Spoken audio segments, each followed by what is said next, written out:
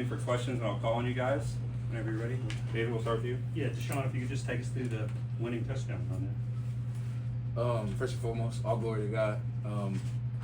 So the course of that game, I was just waiting on my moment, waiting on the opportunity to make a play. He presented that play to me, and when we needed it most, and I'm so grateful to just witness what I did out there, man. All the hard work is showing that it's paying off, just staying patient and staying prepared for the opportunity, and an opportunity came, I capitalized on it. Caleb? Volquest, you want to that big six? Yeah, like he said, first I want to give all glory to God. Shoot, my guy blocked, I didn't have any work, and then the screen pass came, running back tipped it, it came right to me. Coach Banks and Coach Naz always say, tips and overthrows, got to get those. So, and then I just finished the play after I got it. So, Casey in the back. Desean, when you get told that it's going to be your number called, you get that first chance of getting into the end zone in overtime. What's the first thing going through your head?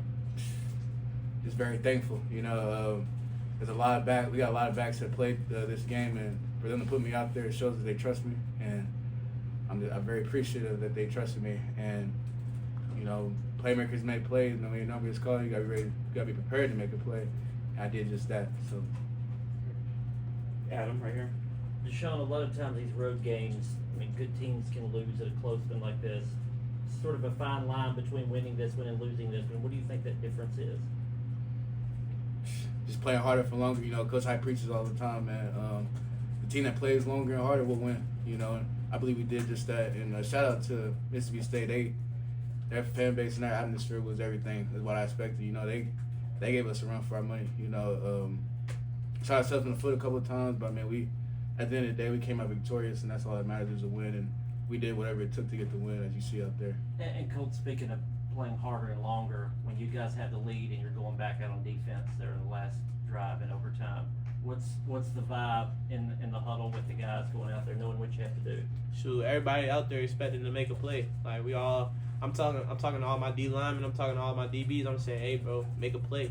Make a play. Who gonna make it? You feel me? Like, it's not just one guy on the field. It's everybody. Everybody got to play together. So I feel like that's what the message is, and we all just hone in. Like, you focus.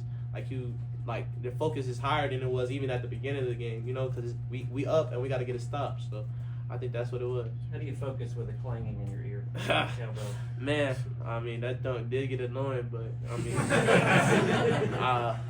it's the environment. You got to block it out. It's like any other team you play against, they gonna have a lot of noise in the SEC, regardless of who you play. So you just gotta block it out, hone in on your technique, and just make a play. A few more for this group, David. Colton, I know y'all came up big in overtime, came up big at the end of regulation, but there were some moments where they ran the ball pretty well on you. What were they able to do to have success running the ball for a while tonight? Shout out to them. They were good. Like, they were good at running the ball, but a lot of the stuff, I don't really think it was them. I think it was more us. Like, just, I missed the tackle. I know for a fact of, we just gotta make sure we lock in regardless of who we're playing, what happened before the sudden change, whatever. We gotta lock in and just make sure we fit the right gaps, wrap up, finish our tackles and all those things. So yes, they were a good team. They came out and they gave us a run for our money, but I think a lot of the things that happened were more emotional us than it was them. And then we'll go back to John to finish. Desean, you mentioned being patient. How difficult is it to remain patient when the longest rush on the day before your last one was 11 yards? Shoot, man, it definitely don't happen at that moment of the game.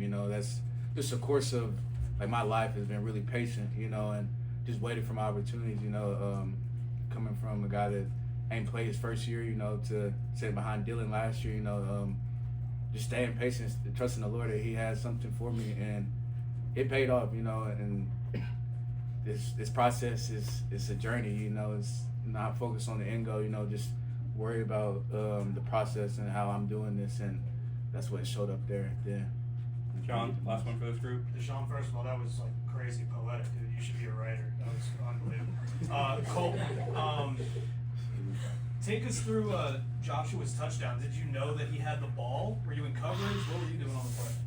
Nah, I ain't know anything. I saw the ball. I didn't even see the ball. I was guarding my man, and then, like, all I hear is, like, the crowd go silent, and then I look and I see I didn't even know who was running the ball, honestly. I was just looking and I was like, oh, we running the ball, and now I looked to their sideline and I started talking trash. But yeah, I mean, I was so happy for them boys. Honestly, I didn't even know who scored the touchdown until after the game. So yeah, but I'm happy for them boys, man. I love them boys. Like, we have a great chemistry, great connection with all my teammates. So yeah, that's what it was. Thanks, guys. Appreciate it. We'll have another two groups here and say you guys are good. Very good. Thanks, guys. Very good.